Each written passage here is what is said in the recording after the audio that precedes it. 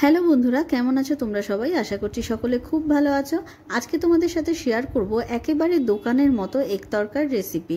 কিন্তু শুরু করার আগে তোমাদের যদি আমার রেসিপিগুলো ভালো লেগে থাকে তাহলে প্লিজ চ্যানেলটিকে সাবস্ক্রাইব করে ভিডিওটিকে অবশ্যই লাইক করো। তো চলো শুরু করা যাক।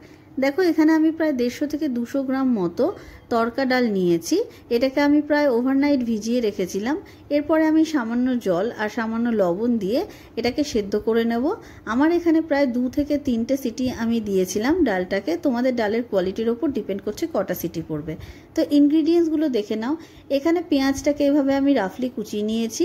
এখানে 4 থেকে 5 কোয়া প্রায় বড় সাইজের রসুন নিয়েছি, আর নিয়েছি আদা কিছু গ্রেট করা, ধনেপাতা কুচি, টমেটো কুচি, কাঁচা লঙ্কা কুচি, 2টো ডিম, হলুদ গুঁড়ো, লঙ্কার গুঁড়ো আর 1 চামচ মতো জিরের গুঁড়ো।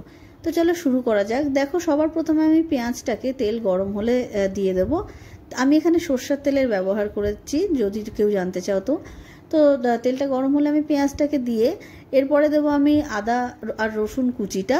আমি এখানে কিন্তু রসুন কিছুটা কুচিয়ে দিয়েছি, কিছুটা গ্রেট করে দিয়েছি। তো খুব বেশি একদম লালচে করে ভাজতে হবে না, হালকা লালচে হয়ে গেলেই সব কিছু দিয়ে দেবো আমি এখানে টমেটোটা আর কাঁচা লঙ্কাটা। আবার ভালো করে নেড়েচেড়ে নেব। ভালো করে একটু নেড়েচেড়ে নেওয়ার পর আমি এখানে মশলাগুলো দিয়ে দেবো।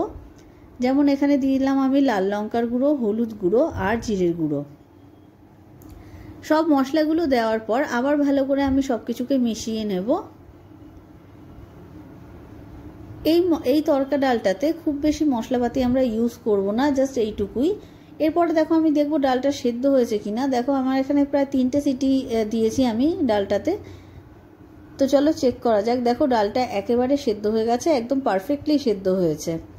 তো এর থেকে বেশি সেদ্ধ করলে একদম ডালটা ঘেটে হয়ে যাবে। এরপর দেখো আমি ডালটা দিয়ে দিলাম। এখানে দেবো সামান্য চিনি। তোমরা যদি চিনি না চাও তাহলে অ্যাভয়েড করতে পারো। সামান্য লবণ, লবণটা বুঝে দেবে, তার কারণ আমরা কিন্তু ডালটা সেদ্ধ করার সময়ও লবণ দিয়েছি। এরপর সব কিছুকে আবার ভালো করে মিলিয়ে নেব। আমি এখানে সামান্য জল অ্যাড করব, তোমরা চাইলে স্কিপ করতে পারো। তো দেখো জলটা ফুটে গেলে আমি এখানে ডিমটাকে কাঁচাভাবেই এইভাবে দিয়ে দিলাম, দিয়ে এরকমভাবে ফেটিয়ে নেব। তোমরা যদি ভাবো যে ডিমটা এইভাবে দেওয়াতে কাঁচা ডিমের গন্ধ বেরাবে, একেবারেই ভুল ধারণা। দোকানে কিন্তু এইভাবেই ডিমটা দেয়।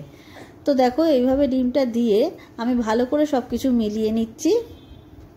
ডালটা মোটামুটি হয়ে এসছে। এবার দেখো আমি নামানোর আগে দিয়ে দিলাম ধনেপাতা কুচি আর দিলাম কসুরি মেথি। আমার কাছে বাটার ছিল না, তার জন্য আমি বাটার দিতে পারিনি, কিন্তু নামানোর সময় এখানে যদি একটুখানি মাখন বা বাটার দাও তাহলে কিন্তু স্বাদটা আরও ভালো আসে। তো দেখো একদম দোকানের মতন দেখতে লাগছে। তো এক তরকাটা একদম রেডি। তো চলো নামিয়ে নিই। তো তোমাদের যদি রেসিপিটি ভালো লাগে অবশ্যই চ্যানেলটি সাবস্ক্রাইব করো।